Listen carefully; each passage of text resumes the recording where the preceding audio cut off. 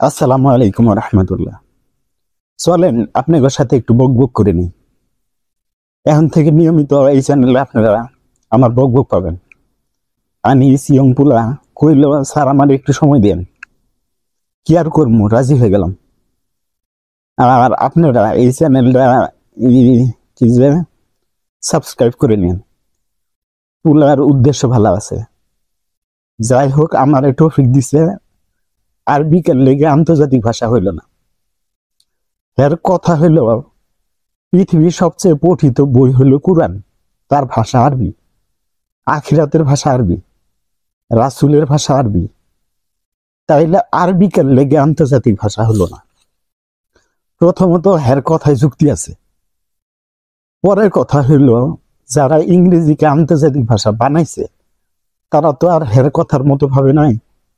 তারা তো রাসূল টাসুল আখিরাত টাখিরাতের কথা ভাইবে এটা করে নাই। এখন আমি আসল কথায় আসি। এই পৃথিবীর বেশিরভাগ দেশে শাসন করছে ইংরেজি ভাষাভাষী মানুষরা। অফিস কোন, আদালত কোন, শাসন কার্য কোন, সবই চালাইতো ইংরেজিতে। কম্পিউটারের ভাষা ইংরেজি। পৃথিবীর সব গবেষণা ধর্মী বই লেখা হয়েছে ইংরেজিতে। বিদেশিদের সাথে যোগাযোগের মাধ্যম হলো ইংরেজি।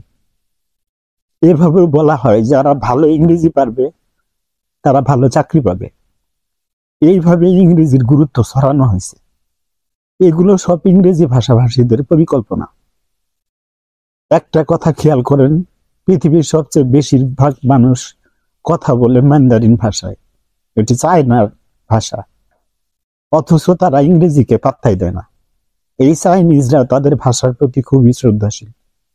চায়নার এই ভাষা কিন্তু আন্তর্জাতিক মর্যাদা অর্জন করতে পারে নাই, আর তারা এসব ইংরেজি অত পাত্তাই দেয় না। যা হোক, আমার কথা হইল না। আমার কথা হলো আরবি কেন আন্তর্জাতিক ভাষা হইল না। এটার উত্তর দেওয়ার আগে আরবির গুরুত্ব নিয়ে একটু বকবক করি। আমরা তিনটি বিশেষ কারণে আরবিকে ভালোবাসতে পারি। এক, আমাদের নবী মুহাম্মদ সাল্লাল্লাহু আলাইহি সাল্লামের মুখের ভাষা ছিল আরবি, কোরআনের ভাষা আরবি, এবং আখিরাতের ভাষা হবে আরবি।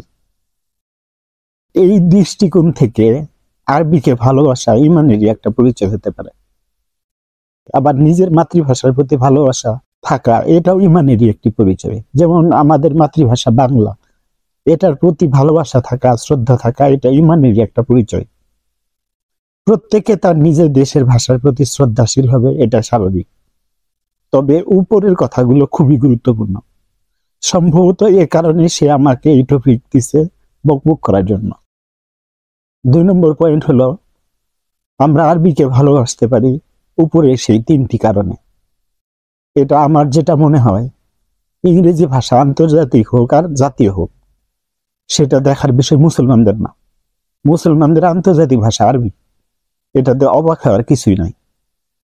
পৃথিবীর সব কুরআন আরবিতে লেখা, আরবিতে মুখস্থ করা হয় এবং আরবিতেই তেলাওয়াত করা হয়। কাজেই আরবি অঘোষিতভাবে আন্তর্জাতিক ভাষা। ইংরেজি ভাষাভাষীরা চাই মানুক আর চাই না মানুক, ইংরেজির আন্তর্জাতিক মান এই দুনিয়া পর্যন্তই শেষ। অপরদিকে আরবির আন্তর্জাতিক মান দুনিয়া প্লাস আখিরাত দুটোতে আছে। কবরে সওয়াল জবাব আরবিতে হবে, বিচার দিবসে ভাষা হবে আরবি, এবং সর্বশেষ জান্নাতের ভাষা হবে আরবি। অতএব আরবি এমনিতে আন্তর্জাতিক মানের জায়গা দখল করে আছে, সেটা কেউ ঘোষণা দিক আর নাই দিক। আর ইংরেজিকে আন্তর্জাতিক মান দিয়েছে খ্রিস্টানরা। তারা সুবিধা মনে করছে তাই দিছে। হয়তো তারা মুসলমানদের মতো অত দূরদর্শী নয়, যার জন্য আরবির গুরুত্ব বুঝে নাই, সওয়াল জবাব আখিরাতের কথা ভাবেই নাই, অথবা বিশ্বাসই করে না। আল্লাহকে তো আর ফাঁকি দেওয়া যাবে না। যাই হোক, এটাই কারণ হতে পারে। আল্লাহ হাফেজ।